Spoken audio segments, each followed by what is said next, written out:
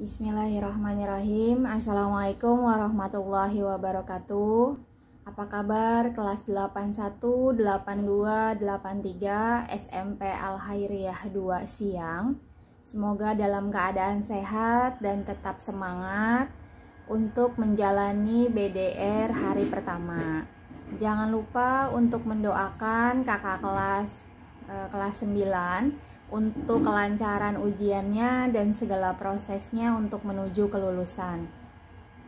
Sebelum mulai belajar hari ini, mari kita berdoa terlebih dahulu.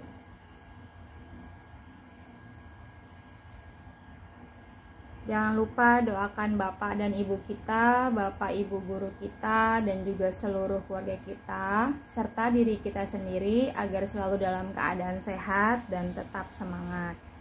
Untuk pertemuan hari ini, kita akan belajar mengenai penguatan maritim dan agrikultur Indonesia. Jadi silahkan buka buku paketnya pada halaman 166 sampai halaman 178. Dan jangan lupa untuk menyediakan buku tulisnya.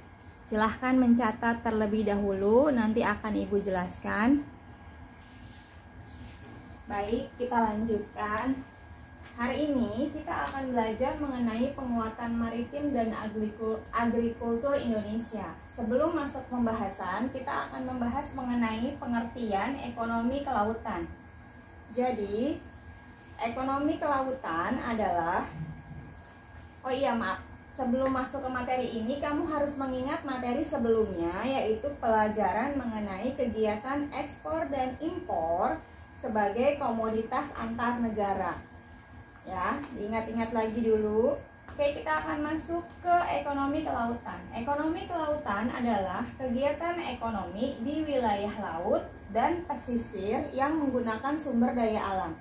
Ingat ya, kegiatan ekonomi adalah kegiatan yang meliputi kegiatan produksi, distribusi, dan konsumsi. Nah, mulai diingat-ingat lagi nih, apakah arti dari produksi, konsumsi, dan distribusi?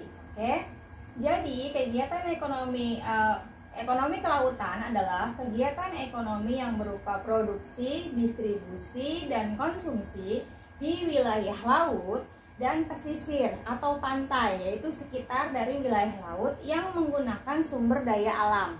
Udah kebayang belum? Nelayan, pariwisata, dan selebihnya. Itulah yang dimaksud dengan ekonomi kelautan. Nah, sekarang kita akan masuk ke materi yang kedua, yaitu ekonomi maritim. Ekonomi maritim adalah kegiatan ekonomi, yaitu produksi, konsumsi, dan distribusi yang meliputi transportasi, industri kapal, dan pelabuhan. Jadi kalau yang di sini adalah ditujukan untuk produknya, dan yang di sini adalah infrastrukturnya, atau bagaimana kita mengembangkan atau membuat barang-barang yang kita produksi bisa sampai ke seluruh wilayah sekitar laut dan juga pesisir. Atau bagaimana sih cara kita menarik orang untuk bisa mau membeli produk di sekitar wilayah laut dan pesisir. Seperti itu. Semoga bisa dipahami. Nah, untuk mengecek kamu paham atau enggak dengan penjelasan Ibu, maka kita masuk ke soal nomor 1.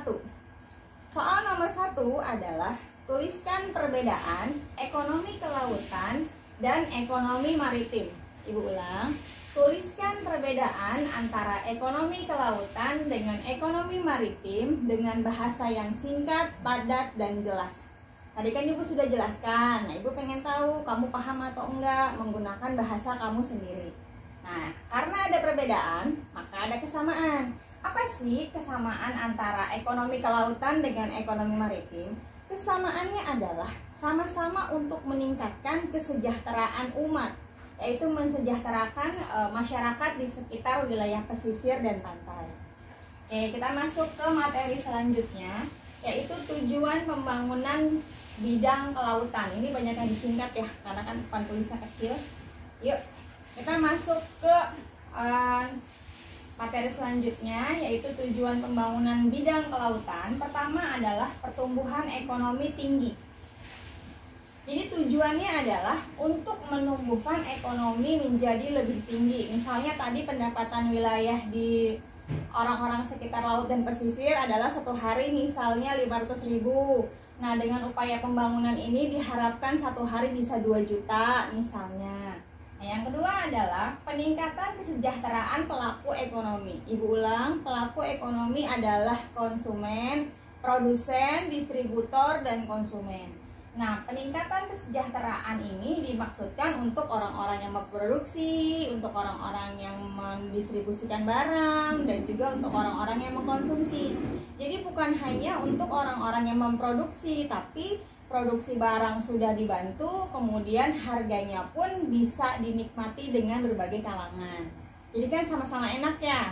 Yang memproduksi barangnya habis, yang mendistribusikan mudah untuk mengirim ke berbagai daerah, dan yang mengkonsumsi pun tidak keberatan karena harganya terjangkau.